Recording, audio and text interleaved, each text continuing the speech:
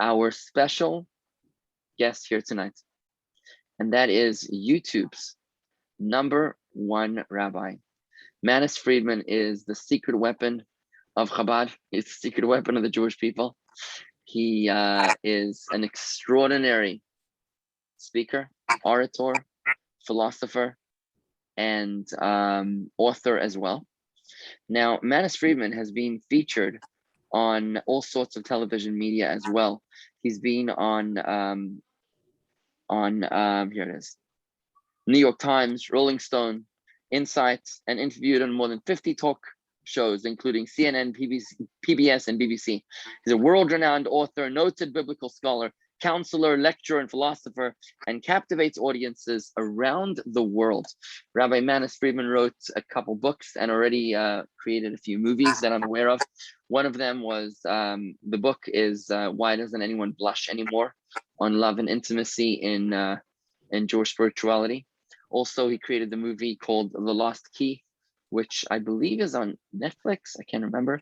It's on Jewish intimacy. It is on Netflix, The Lost Key. Highly recommended movie on reclaiming romance in Jewish mysticism and theology, The Lost Key. And with that, gives me tremendous pleasure to welcome our very special guest here tonight. I'm sorry if I didn't welcome everybody because the screens keep shifting, but I do notice Brandon and Julia Goldsmith, Karen Berkner, Judy Opel. I think that's pretty much it. With that, it gives me great pleasure to welcome our guest here tonight, Rabbi Manis Friedman, who's going to be talking to us about a fascinating topic. It's the first of 3 segments on learning to like the people that we love. This week, we're going to be talking about children. You're only as happy as your unhappiest child. Next week, same time, we'll be talking about parents, living with the people that you can't live without. And in 2 weeks' time, we'll be talking about marriage, intimacy for dummies. Now, Rabbi Manis Friedman has been to our community in person at least 2 times and at least once on Zoom, if not twice. I can tell you that the last time that Rabbi Friedman was here with us, about 16 months ago, he actually made a prophecy on Zoom. I don't know if you remember this, Rabbi Friedman, but it was a few days before the festival of Shavuos. It was about April last year. And you said that if you think things are bad, they're about to get much, much worse. And we all looked at you a little funny because we said this pandemic is pretty much the bottom of the barrel. It was just about 3 or 4 days later when the whole Black Lives Matter movement started with all the riots across the country, and things went pretty bad. So it was quite fascinating as people came over to me and said, remember that Rabbi Friedman? We think he was onto something deep. So with that, it gives me great pleasure to welcome our special guest here, our scholar in residence here tonight, brought to you by the Herbert Bierman Foundation. A very special thank you to the Herbert Bierman Foundation for making this event possible. Rabbi Friedman, it's all yours. Rabbi Friedman will be making the presentation, but I encourage you to post your questions on the chat box, and we'll be taking the questions at the end of the presentation in about 45 minutes. Rabbi Friedman, all yours. So let's talk about this phenomenon of not liking the people you love, which is kind of strange because if they're good enough to love, what's not to like? And if you can't even like them, how did you get to love them? So this is a mysterious development in human relationships. So let's start off with the not like. And use the example of marriage, even though we're going to speak about children. How can you possibly like a person who invades your privacy, who imposes themselves on your life, who takes up half your space, half your resources? You can't do what you want to do without their approval. You can't just come and go when you wish. You have to report. This is terribly handicapping people.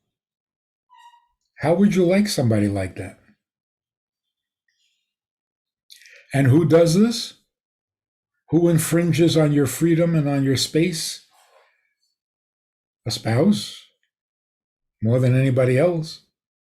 Children, more than anybody else. And a neighbor who is a nudnik, who doesn't, take a hint when you ask him to leave. So, what is the surprise when somebody says, I don't like my spouse, my children are annoying me, or my parents are destroying my life? Not surprising, makes a lot of sense.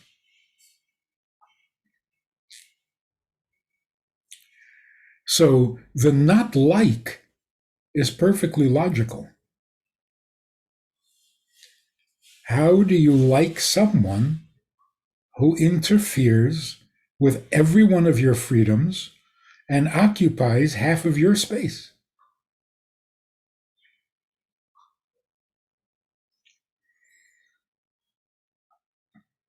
In fact, I think it would be a good idea that under the chuppah, at the marriage ceremony, it should be stated very clearly. With this ring, you are given permission to invade my privacy, to invade my life, and to destroy my existence. And then you won't complain later when that happens, saying, I didn't think it would be this way. Yeah, it is this way. But that's your existence. So let's understand the difference between your existence and your life. The reason we get married, again, to use that example, or have children, or create a community, friends, is because being alone is terrible. No matter how talented a person is, no matter how capable, how independent and truly self-sufficient a person is, being alone is terrible. Not for any technical reason. There just doesn't seem to be a reason and a purpose to continue if it's just you. And that's what the Torah meant when God said it is not good to be alone. There's a very popular song, you may have heard it, by Billy Joel, The Piano Man. And there's a line in that song that says, they are sharing a drink they call loneliness. Anybody shaking their heads? You know the song? They're sharing a drink they call loneliness, but it's better than drinking alone. If there's any one issue that is plaguing us today, more than in the past, it's loneliness. No, not loneliness. Aloneness, which is worse than loneliness. Loneliness you can share. You can share this drink called loneliness. Two lonely people get together for an evening. They're not lonely until they get home. When you get home, you're not lonely again. Now you're completely alone. And alone cannot be shared. Why is that such a terrible feeling? It actually weakens your immune system. Doctors have realized that many vulnerabilities come from feeling alone in the world. Your immune system crashes and you become vulnerable. That's why the statistics show that married people live longer. Their immune system is healthier. But really, we need to understand this. What's terrible about being alone? What is it? What are you missing? It's not conversation. You can have conversation with strangers, you can have conversation with your family members and still feel alone. In fact, one of the reasons that I published my recent book, Joy of Intimacy, is because in speaking to couples who are happily married, what everyone would call a successful marriage, and yet when you speak to the husband or to the wife, they will admit that they feel alone in the world, married happily, alone in the world. And that's scary because that's not supposed to happen. So, what is it about being alone that is so unacceptable? In fact, how many times and how often do you hear people say, just leave me alone? It seems like being alone is pretty enjoyable, desirable. When God said, it is not good for man to be alone, I will create him a helpmate, God was actually creating this reality that people will feel uncomfortable, unsatisfied, desperate even, when they're alone. God created that because logically, physically, naturally, we should be very happy to be alone. Nobody bothers me, nobody interferes with my life, nobody invades my space. It's perfect. So the wording is precise. It's not difficult to be alone. It's not impractical to be alone. It's not good. There is no goodness to being alone. It's a talent. You're very capable. You're impressive. You know, Robinson Crusoe, you can manage all on your own. You can do whatever you need to do and do it well. That's impressive. What's good about it?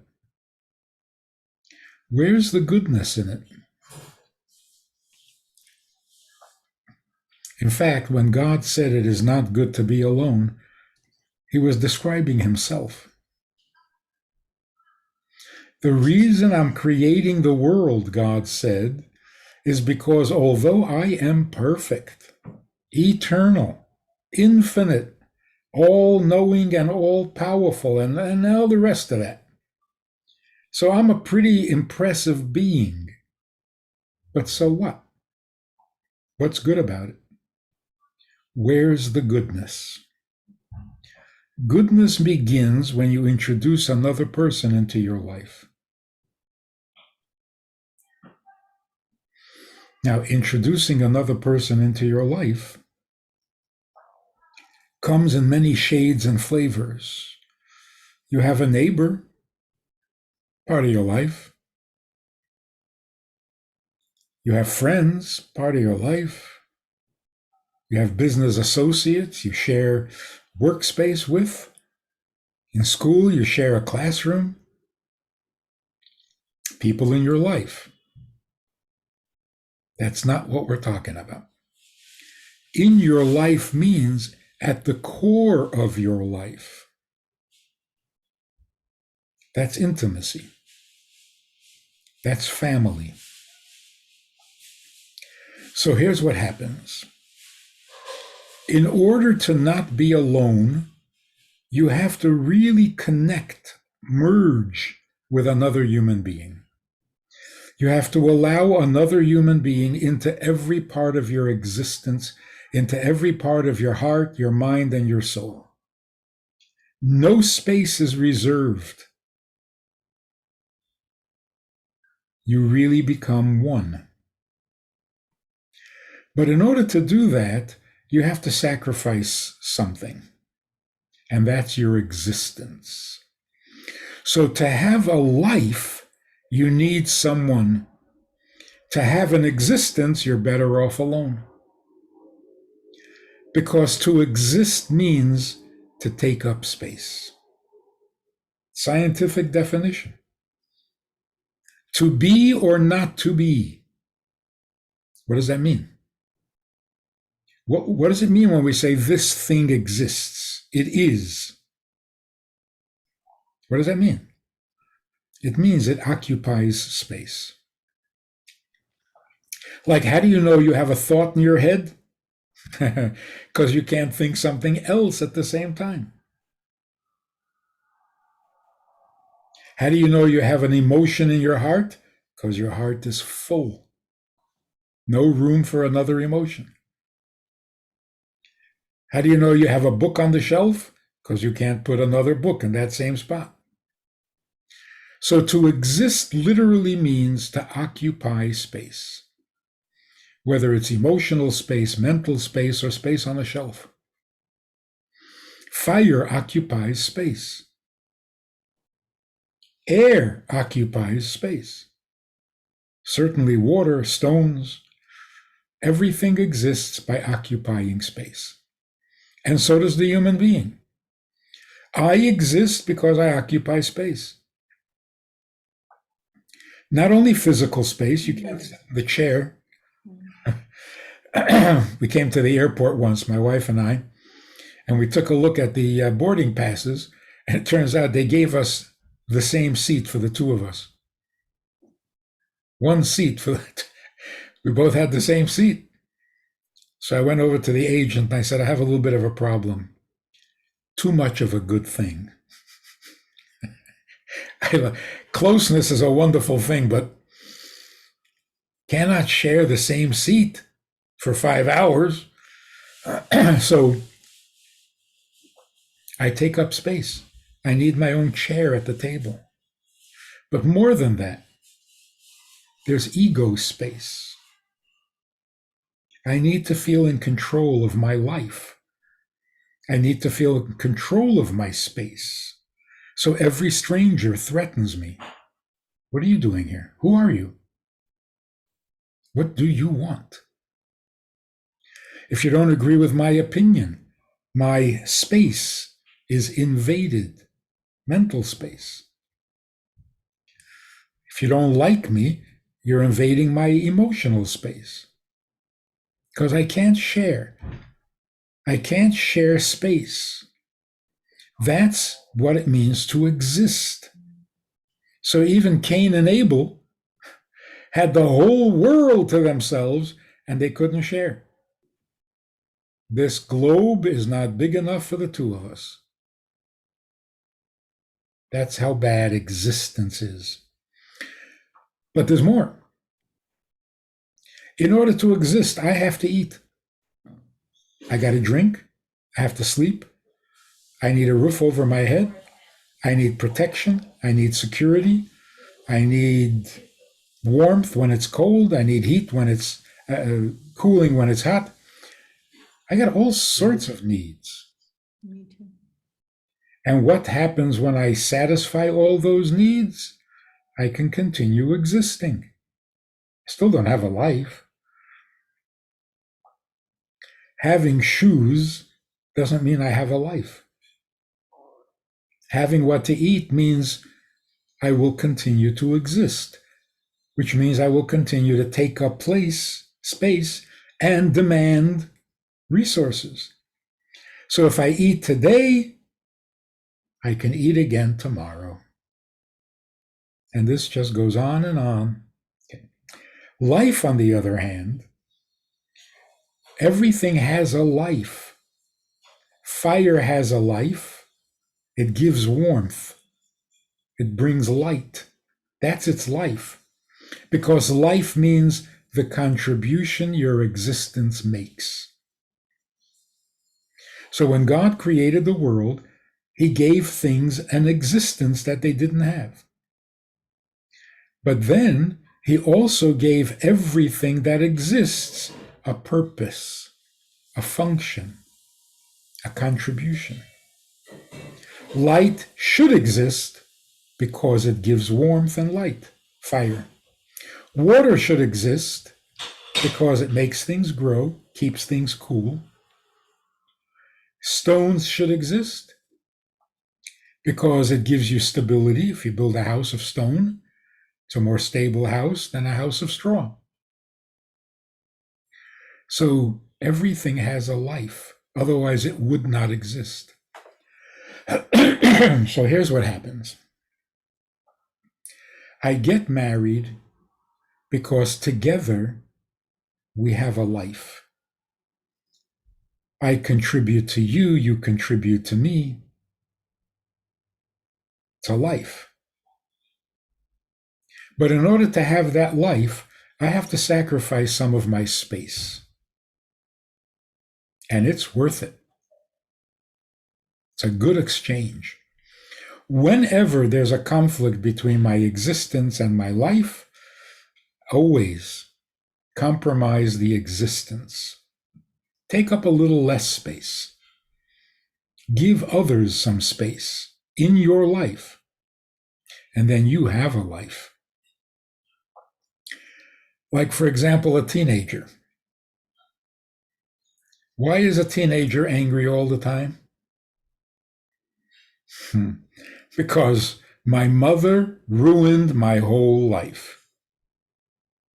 They all say that in every language all over the globe. My mother ruined my whole life. And it's always the whole life, not some part, the whole thing. Because teenagers are not good at fractions. But that's a mistake. It's a painful mistake. A mother does not ruin your life because life can't be ruined. Only existence can be ruined. Somebody moves into your property and claims it at his and displaces you, your existence is ruined. Somebody denies you the right to eat or drink or sleep, they're ruining your existence. Because existence is a little burdensome to begin with, and a little embarrassing. What, I take up space? That's something to be proud of? You can't come into my house.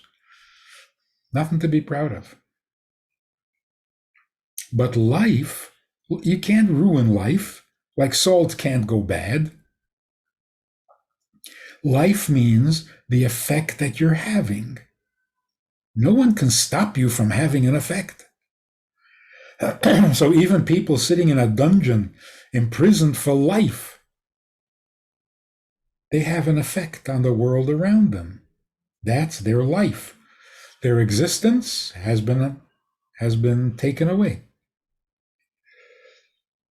Marriage is a perfect example where your existence is compromised, but in exchange, you have a life. So why do we love people we don't like? And why do we not like people we love? You love your spouse because together you have a life. And you don't like your spouse because they keep violating your private space. So what's the solution? The real solution is stop fighting over space. It's not nice. If somebody else needs space, give away some of yours. It's depressing. Like charity, for example, tzedakah. What is tzedakah? You give away $1, which is good for your existence, but you give it to someone else to help their existence. Now you have a life.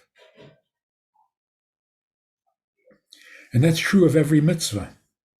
Every mitzvah demands that you give up some of your space, your comfort zone, or your opinion, or your independence.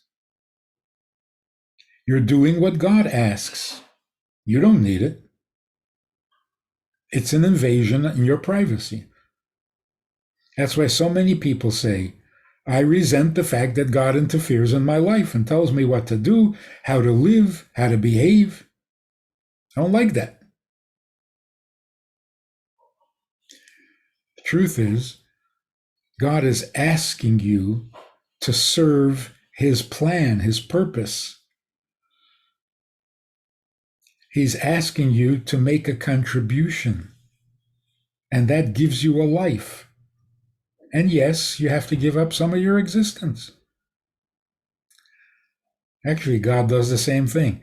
In order for the world to exist, God had to remove himself to the side, leaving room for a universe.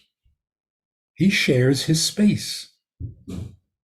As a result, we both have a life, God and his people. Now it's good, but alone is not good. It's not good because it's not a life, even though it's a perfect existence. So if you could live alone on an island and take care of all your needs by yourself, you would have a perfect existence. You would have no life. On the other hand, Jewish history has shown that when we had no existence to speak of, we had no rights, we had no shoes, we had no food, we had no freedom, we had nothing as far as existence goes. In those days and in those times, we remained alive. We produced scholars, we produced saints, we produced charity funds, social services. We were so alive, and we barely existed. Even today, ask people at the United Nations, is there a Jewish state in the Middle East? No. Never heard of it. It's not on the map. Doesn't exist. But what do they complain about every day at the United Nations? All the trouble that Jews are creating.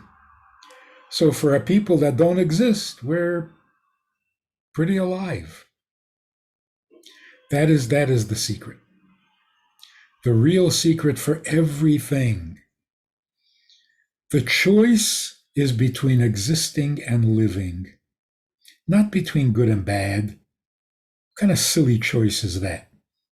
If you know that this is good and that's bad, of course you're going to choose the good. It's not a real choice. You got to be crazy to choose the bad. Unless you're confused and you're not sure which one is the good one, what's bad about the bad. But if you know, so if God says, look, here's good and here's bad, choose. What kind of choice is that? Of course you choose the good. The real significant choice is you can attend to your existence or you can be devoted to your life. If you're worried about your space and your comfort and your resources, and you need more money and you need more housing and you need more food and you need more clothes and you need more stuff, that's all existence. In fact, any need you have comes from your existence, and it is depressing. Put too much effort into existing, and you will have a depression. It gets too heavy. Life, on the other hand, no matter how heavy your existence is, life keeps you afloat. I can do stuff. I can make a difference. I matter. That's life. So, every mitzvah is an act of life that demands a little sacrifice of existence. Honor your parents. It means get up from the table and bring the food to the table when your parents are there. Don't let them get up.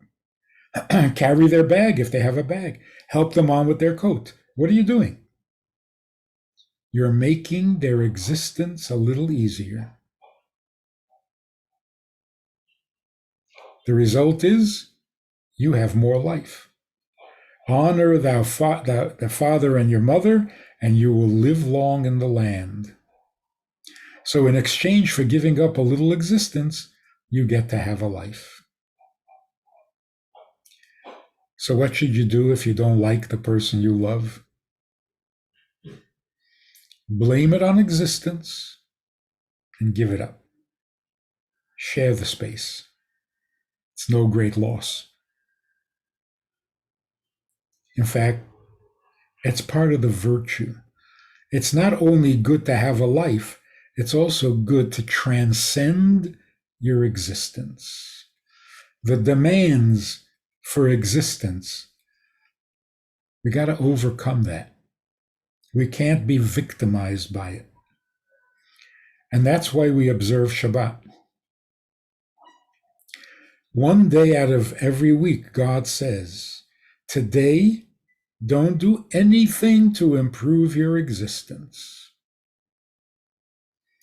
If you ever wondered, why is it forbidden to turn on a light bulb? What kind of labor is that? Why is it forbidden to carry your purse in the street? What kind of labor is that? The answer is, labor is anything you do to improve your existence. You need to eat, but the food is raw. So you're going to cook it. No, don't. Leave it be. Your existence, whatever it is good enough. One day out of the week, focus on what you are needed for rather than what you need. Need is existing. Life is contributing. It is so healthy.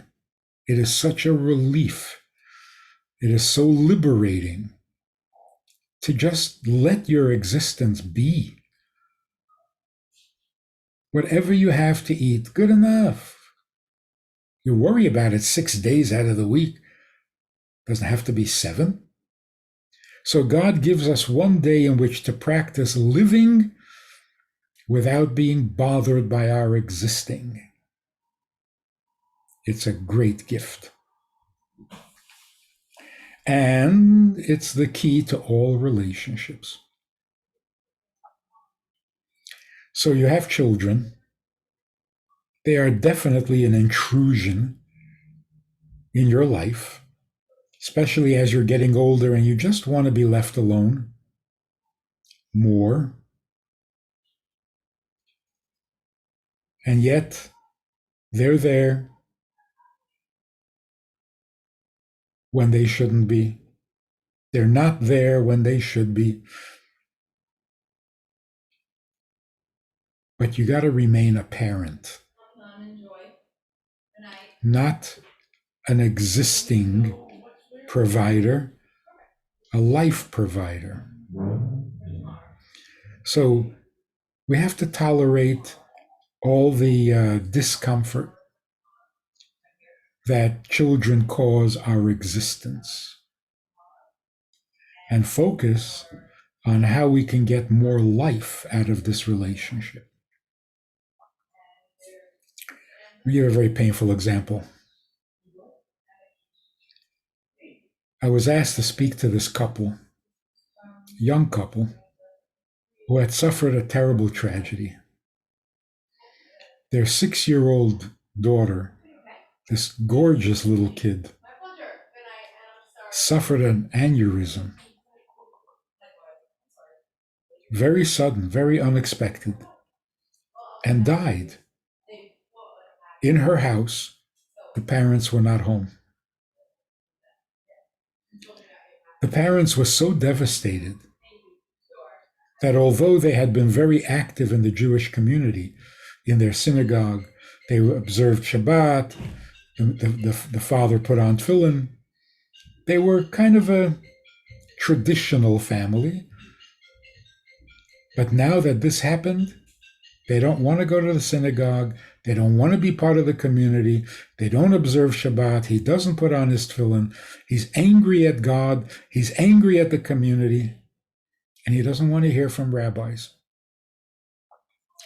because he's heard it all, and it just makes it worse.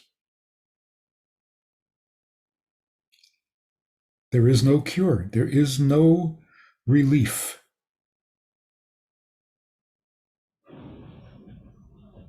In fact, they were planning to leave the city, to relocate. But they agreed to speak to me when I came into town. So I knew I had to say something that they hadn't yet heard, or they would be immediately turned off. So I said to the father, "Has your daughter contacted you yet?" That caught him by surprise. He said, "Yes." He was too ashamed to tell anybody because they'll think he's crazy. He says, "Yes, twice." I said, "What did your daughter tell you?" He said, "She didn't say anything. She just smiled and let me know that she's okay." I said, "Why did she have to come twice?" He didn't know. I said, "Let me make a suggestion. When a person dies, their soul continues to live. Only the connection between the soul and the body ends. Soul doesn't end, it continues to live, which means it retains its identity, its memories, its personality. It's not like some people believe that the soul goes to heaven and becomes an angel and all angels are alike, generic. No. Every soul retains its personality. It is still the same person. So a 6-year-old who passes away is still 6 years old and is still the daughter of her parents and still has the needs, the feelings, and the thoughts of a 6-year-old. Not the confusion that the body brings, but everything else. So I said to the father, "You stopped being her father. You became a griever, a mourner. You've neglected your daughter. She is 6 years old. She is in heaven. She finally got comfortable there. And you're blaming all your pain on her. The reason you don't put on tefillin is because of her. The reason you don't go to the synagogue anymore is because of her. Does she need this? Is this good for a 6-year-old to see her father crying all the time? Why did you stop being her father? Ask yourself, what does she need? She's 6 years old."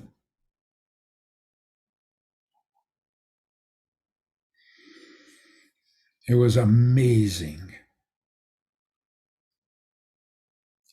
20-minute conversation.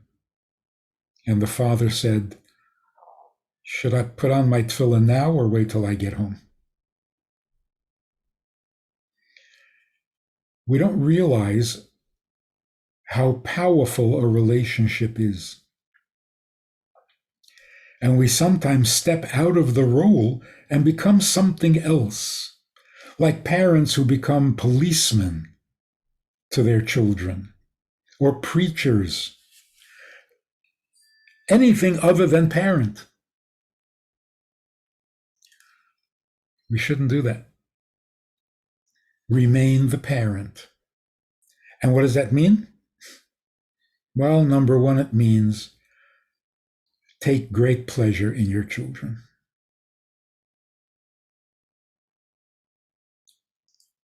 They are the balm. They are the medicine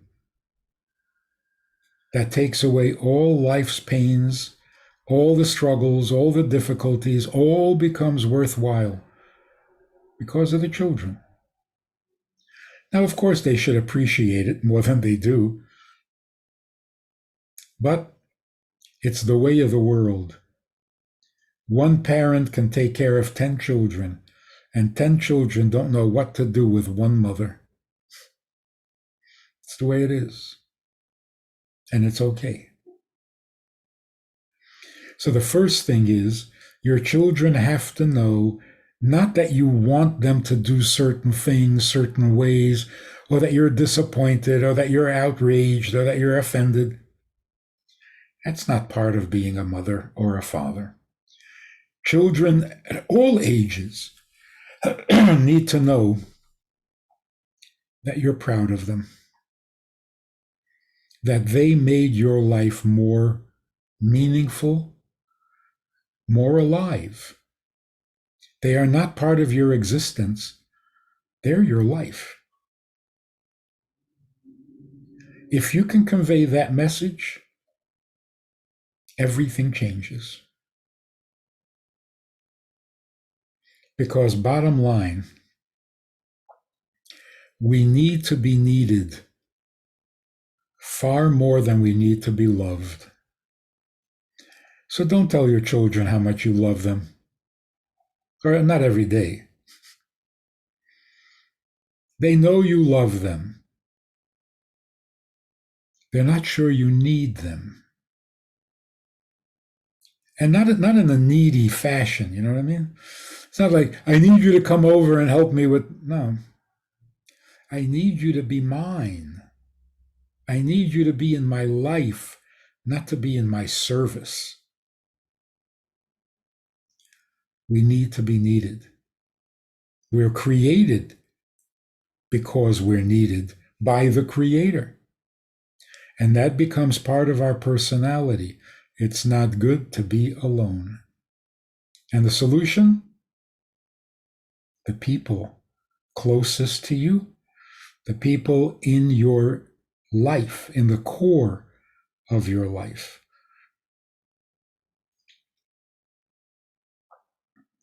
Now, the problem is that a relationship is a two-way street. So you can do everything right, you can say all the right things, but they're going to react the way they react, and that might not be what you're waiting for or hoping for. And that you can't control. So should you pursue a relationship when you can control only one half of it? Absolutely. Because if you do your part, it becomes irresistible. Children need their parents like parents need their children. They just got a little fablunged, if you know what I mean. Got a little sidetracked with their existence. Too much existence. Like the comedian says, we have houses because we need a place to keep our stuff. And we put a lock on the door when we go out to get more stuff. And then we need a bigger house because we got a lot of stuff. And then it becomes so burdensome, so heavy, so depressing that we desperately need to get away on vacation. What does vacation mean? Get away from all that stuff. So you pack a little bag with the minimum amount of stuff and you go away so that you can live a little bit. But wherever you go, you end up having needs and you're not getting around to living. So it's not about stuff. It's about people. And if you have family and you have children, even if they won't talk to you, your life is so much better because they are there. Because you have children. You made a difference. You gave life. It's very sad that they don't appreciate it. But you got nothing to apologize for. And if you can enjoy it, if you can take pleasure in their being, that will open them up. That will make you irresistible to them, and they will come around.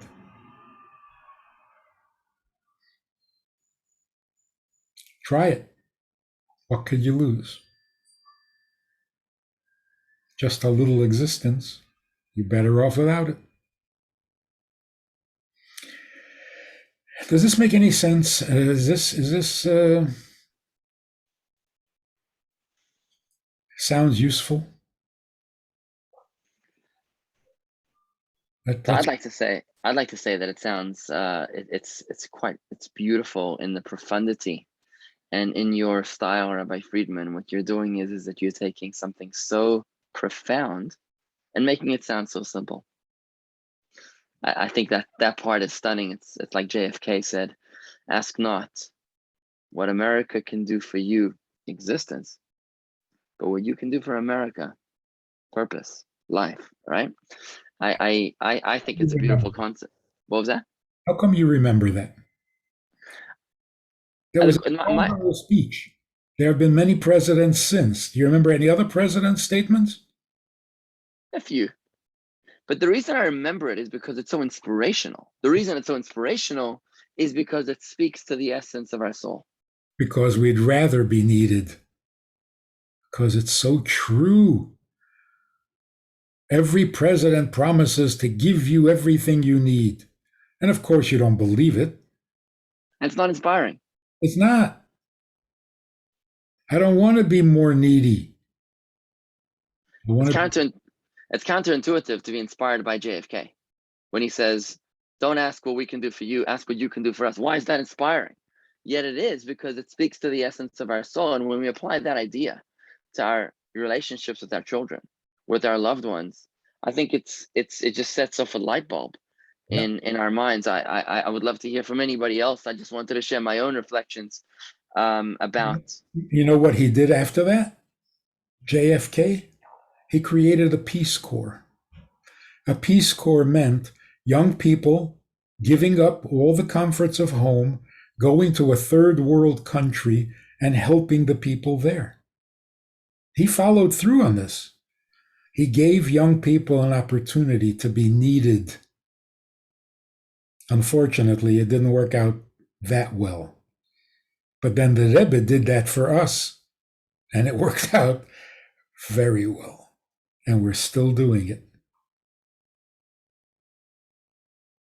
You mean to say that the Rebbe made every Chabadnik feel needed by sending him to the furthest corners of the earth and saying, this place needs you. We need you. Or to Florida. Not exactly the furthest corner, but everywhere. Go where you're needed. Stop being so needy. So you're saying that if our children don't feel needed, even if they feel loved, they could lose their way. Oh, yeah.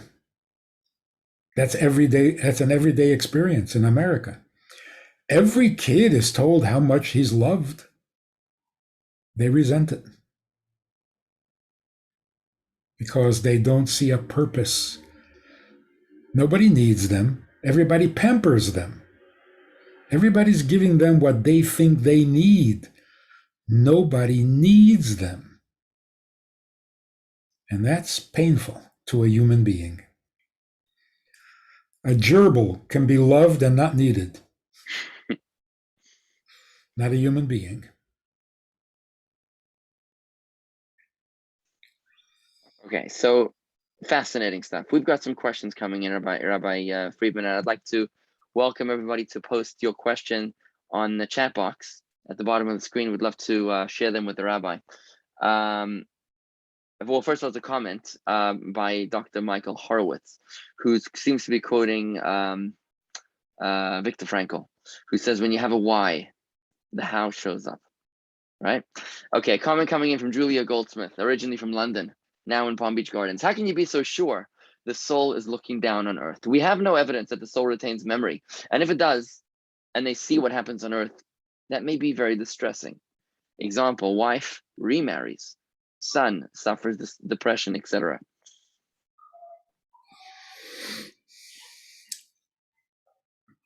When I asked this guy, has your daughter communicated? I knew the answer would be yes. It is such a common thing. Now, many people dismiss it as, well, I was thinking about her, so I dreamt about her. No. It has always been, we've always known that one way or another, a soul will communicate with those left behind. Either directly, like a daughter to the father, or to someone else with a message to the parents, which is even more common. So this has been this is not a belief, it's not a guess. It's a common human experience. Sometimes it's even more dramatic, where a father will come to dreams of a daughter or a son and warn them of a danger that actually happens the next day. So it's part of life. It's not a guess. It's not wishful thinking. It's real. Now, can that be stressful? So in the case of a husband and wife, the husband in heaven is happy to see his wife remarry.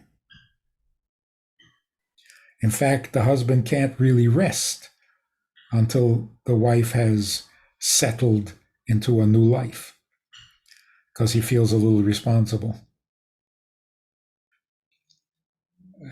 With parents and children, the parent looking down and seeing the child suffering pulls some strings in heaven, trying to help the son like a mother would do if she was on earth. So the mother has purpose. The mother has life, can make a difference. And that's why a cemetery in Hebrew is called a Bet HaChaim, a place of life, not a place of death.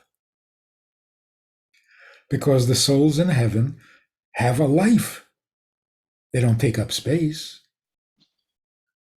They don't have an existence, but they have a life. They're doing stuff for their children. They take pleasure in their children's good behavior. They come to the synagogue at Yizkor to hear their children make pledges of tzedakah for them. They're very much alive. So yes, it could be stressful, but what's a mother for, if not to worry about her child?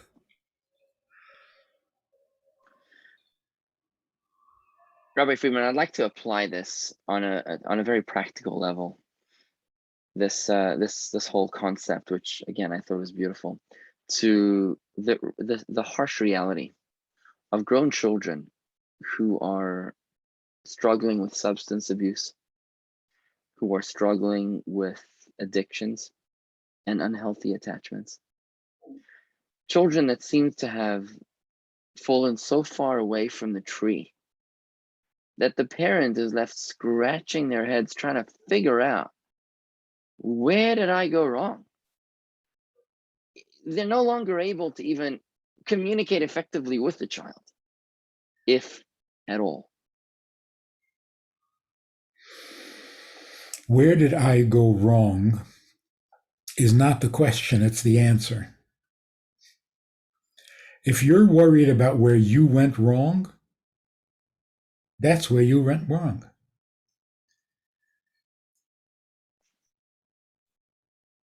A mother gets all dressed up. She's going out to a very important event, and she's in her best clothes and all made up and so on. And then her 4-year-old falls down the stairs and bloodies his mouth. And the mother says, I don't need this. What's inappropriate about that reaction? Nobody was suggesting that you need this. In fact, nobody's talking about you at all. All the attention is on this poor kid who's bleeding from his mouth. Whether you needed it or not is so irrelevant. because you're not the topic right now. It's the child. So when a child is, God forbid, hooked on addictive substances, and the mother says, "What did I do wrong?" No. We're not talking about you right now. You're not the one in trouble. So what's happening is the mother has stepped out of the mothering role. You're not mothering, you're philosophizing. You're becoming an educator. Don't do that.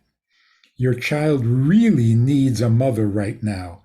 Don't stop being a mother. Don't become a nurse. Don't become a psychiatrist. Don't become a psychologist. Don't become a policeman. And don't become indignant. You ungrateful child, after what I did for you. No, just be a mother.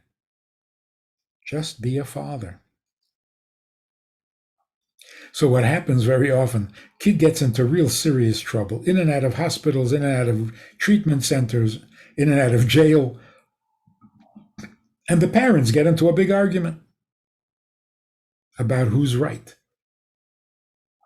Is this what the child needs? Now is a time for the parents to talk about their marriage? No. Stay the course. Your child needs you to be parents, nothing else. Nothing else.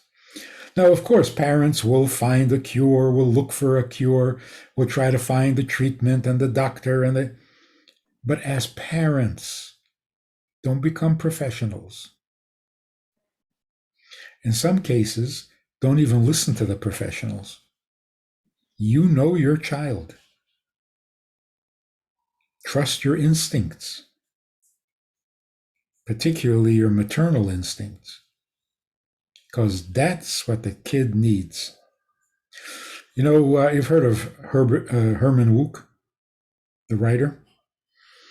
Great writer, very successful, bestsellers, every one of them. Many of them were turned into a mini-series on television. A really special guy. In his 80s, he wrote a book just about Jewish life. And he speaks about how his grandfather introduced him to the study of Talmud, which he continued all his life, and how his grandfather was an inspiration. He came from Russia, full of enthusiasm, full of ambition. And in the epilogue to this book that he wrote in his 80s, he writes something like this. The reader might get the impression that Zaidi was the center of my life. Not so. It was Papa.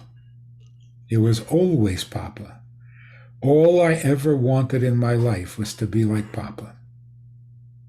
Here's an 80-year-old man who is far more successful than his Papa. It took him 80 years. And he admits that all he really wants is to get approval from his Papa. It never ends. You never outgrow it. All he wants is his Papa to be his Papa. That's all. Sure, Grandpa was the life of the party, but did not replace Papa. So the father's role is only and always to be the father. And the mother's role is to be a mother. And it may be difficult, and times it is really, really difficult, but you've got to be proud of your kids at every age. Despite their failures, despite their problems, and despite your disappointments in them, you have to be proud of them. Whatever it is they're doing, be proud. Tell them, let them know that you're proud. Sometimes you can't put it in words because they won't believe you. but you got to demonstrate it. They have to hear you saying it to somebody else. It will make a huge difference in their life and in your life. So, for example, God forbid a child takes his own life. Talking to a mother whose child took his own life, and she says, "What a waste." I said, "That's not a good attitude. Imagine if your son was alive and heard you say that about him. What a waste." That would hurt. It wasn't a waste. He struggled with a darkness. He struggled with an evil impulse and won 100 times. The 101st time, he was worn out. He couldn't do it anymore, and he succumbed. But what about all those victories? Nobody kills himself on a whim. People who have these suicidal tendencies, for years, they fight it and they suffer through it and they push through and they deny it and they refuse it. And every time they do, they're heroes. These are giants in moral fortitude. Of course, eventually it wears you down. But to say it was a wasted life, that's what you think of your child? And that's even after the child is gone. God forbid. Certainly when the child is alive. Don't focus on the failures. Focus on the strengths. Focus on the goodness, the kindness, the gentleness, the efforts that your kid is making. And then find resources, support systems, whatever it takes. But the first thing is, you're taking care of your child because you're proud of them, not because they're so pathetic. Nobody wants to be thought of as pathetic. Now, Rabbi Friedman, when the relationship breaks down to the point where not only are you struggling to communicate, but the child is in full-blown rebellion mode, where they're actively rebelling against pretty much everything that the parent represents, potentially because they're trying to spite the parents. Maybe they were starved of that love, and now they're rebounding in the opposite direction. Are you suggesting that the emotion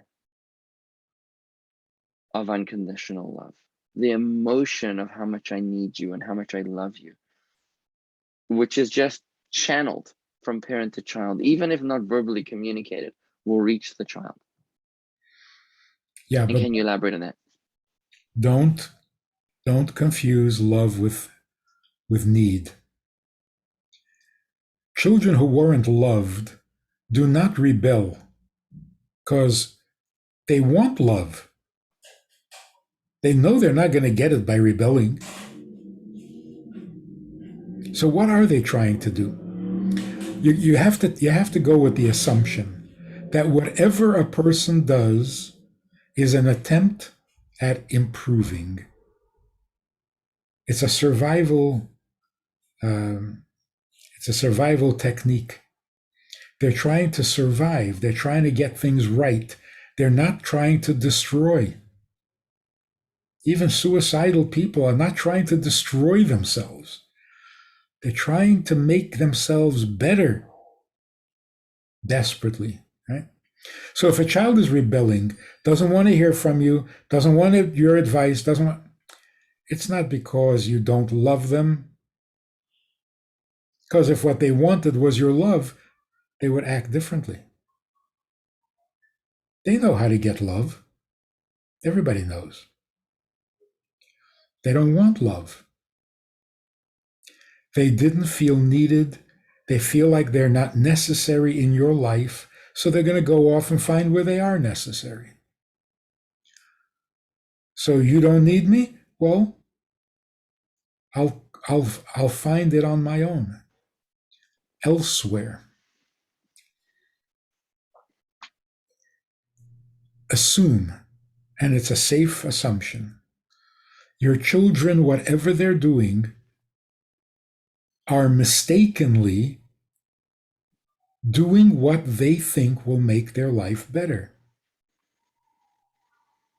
They're not trying to destroy you, and they're not trying to destroy themselves. They think they're doing better. Now, they may be all wrong, but don't doubt their motivation.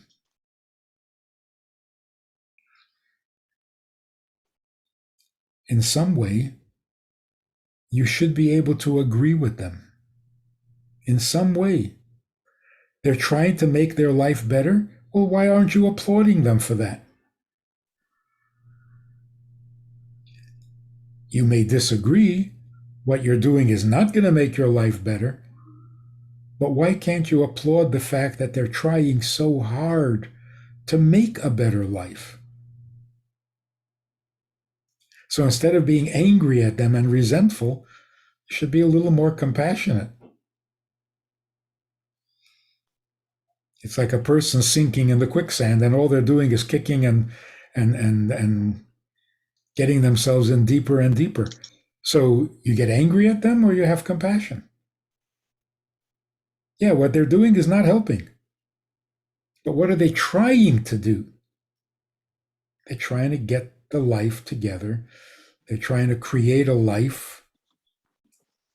You should support them in that. Let me give a very, really good example. Again, from a marriage. This couple come, middle-aged couple. They come for marriage counseling. She is in shock because he, after many years of marital bliss, he wants a divorce. Immediate. And he's not open to any compromise. He just wants a divorce.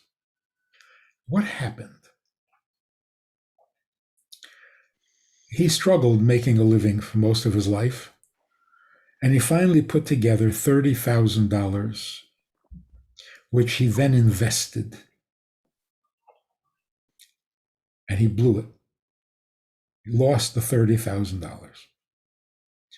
He, of course, was devastated. His wife said to him, and this is really amazing. His wife said to him, "It's okay, it's just money." He hates her. He can't look at her. He wants a divorce immediately. And she's saying, "What? I'm supporting you. I'm comforting you. I'm telling you you don't need to be depressed about this because it's just money, and you hate me for that?"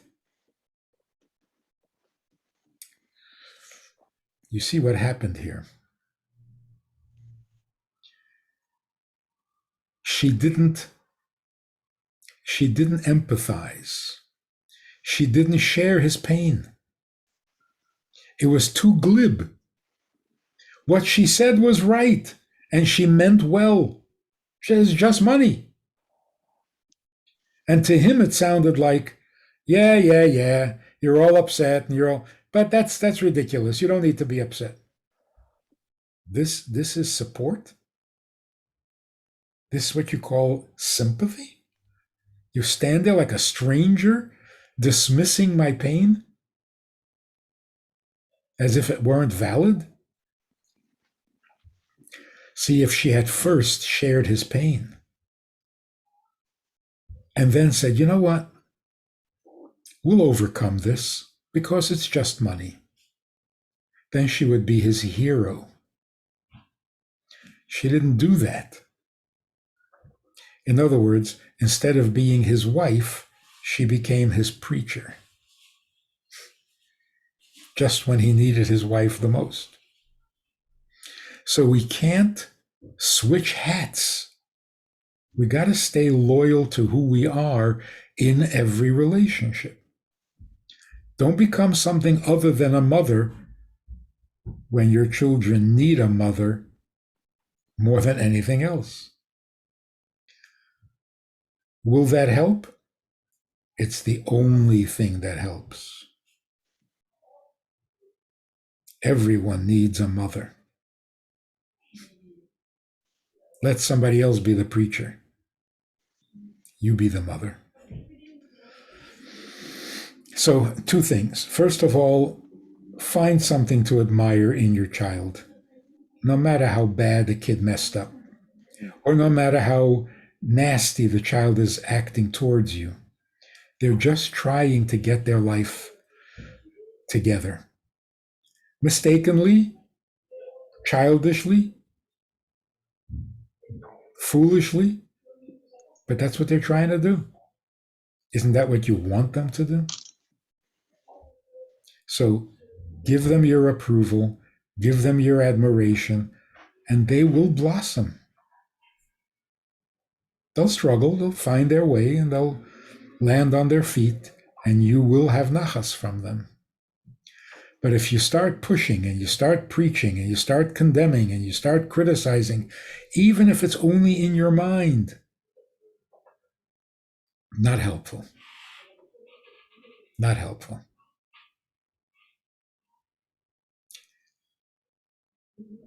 At first, a little sympathy, a little empathy. Share their pain. Don't dismiss it. No, I never did that to you. You have no reason to be upset. Before you dismiss the pain, share it, feel it, be in it with them. Then, as an insider, you have a right to say it's not that serious. But as an outsider, not nice.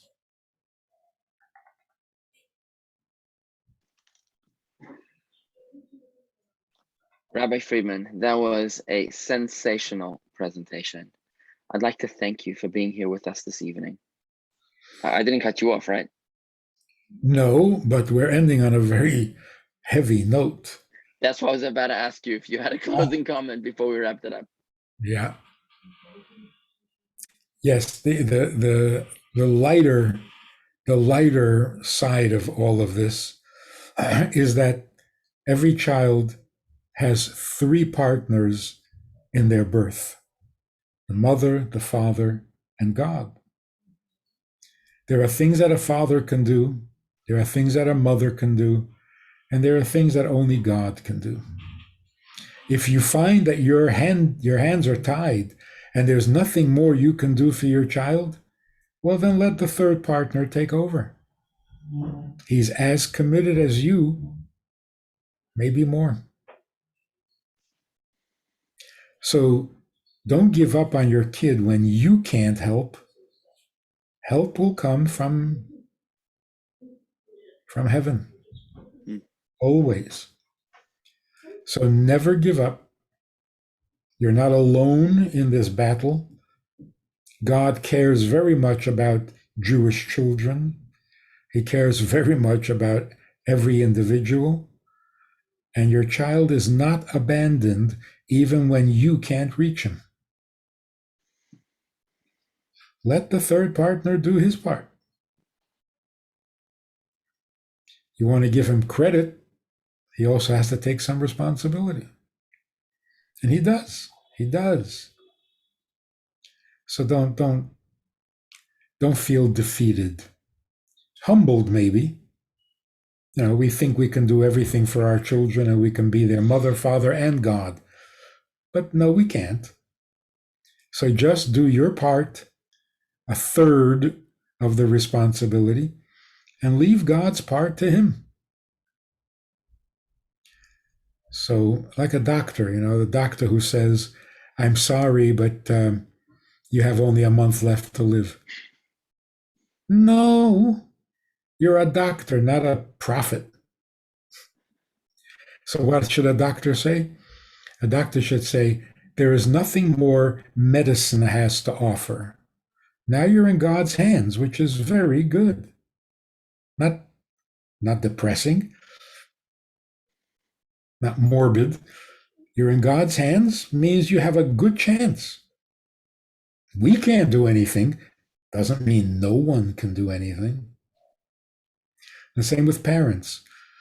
I don't know what to do for you. I don't know how to help you. It doesn't mean you're gone. It doesn't mean it's over. There's a God who is a partner in your creation, who cares about you more than we care about you, and who is more capable than we are. So we're going to let God take care of it. And He will. Never give up. Never feel like you're done. It's over. It's not over. That's a little more optimistic. Beautiful. That is just absolutely beautiful. I want to thank you, Rabbi Friedman, for being here with us tonight. Two very important announcements before we wrap it up. First and foremost, I'd like to mention that next week, same time, same place, we're going to be having Rabbi Manis Friedman, talking about the again in the relationship series. We'll be focusing on our relationship with our own parents. Very complicated, in my opinion, the most difficult mitzvah in the whole Torah, honoring your parents. We'll be talking about that next week. But also, I would like to say that in exactly 4 weeks from today, at 4 p.m., we will be having a new seminar from the JLI. It's the Jewish Learning Institute in partnership with the Gross Family Center for the study of anti-Semitism and the Holocaust. We'll be starting a 4-week seminar called Outsmarting Anti-Semitism, and we hope that you will be able to join us for that. It is filling up quickly, a beautiful, beautiful course, 4 weeks on outsmarting anti-Semitism. Please register. It is actually underwritten by a grant from the Gross Family Center for the Study of Anti-Semitism and the Holocaust. It will not be on Zoom, Susan. It's going to be an in-person event at the Chabad Palm Beach Gardens. And you can, even though the event is underwritten by the Gross Family Center, your fee is only the cost of the textbook, which is $28. So that's to sign up online at jewishgardens.com/JLI. That's jewishgardens.com/JLI. We actually have Lauren Gross from the Gross Family Center here with us. Thank you very, very much, Lauren. We really do appreciate your support in bringing the Outsmarting Anti-Semitism course to Palm Beach Gardens. We are very, very grateful for that. And to the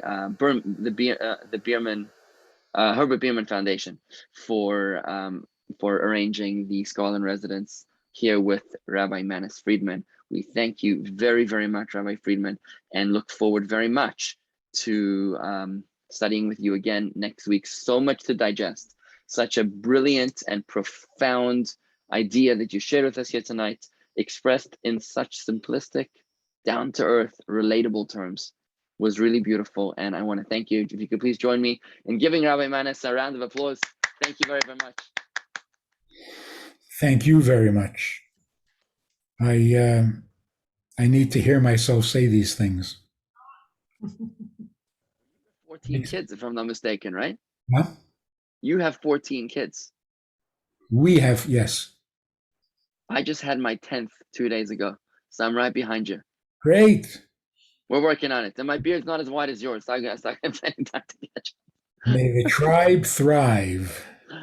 Amen. I think that's somebody who knows a little bit about it. You know, we were in the hospital yesterday, and the nutritionist or the baby nurse came in and said something about telling my wife something about, feeding the baby.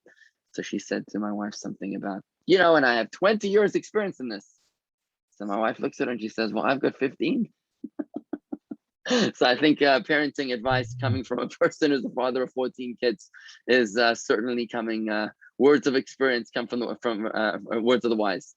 I was at a store with 7 of the children. They were a little noisy, and the guy at the cash register said, "Next time, leave half your kids home." I said, "I did."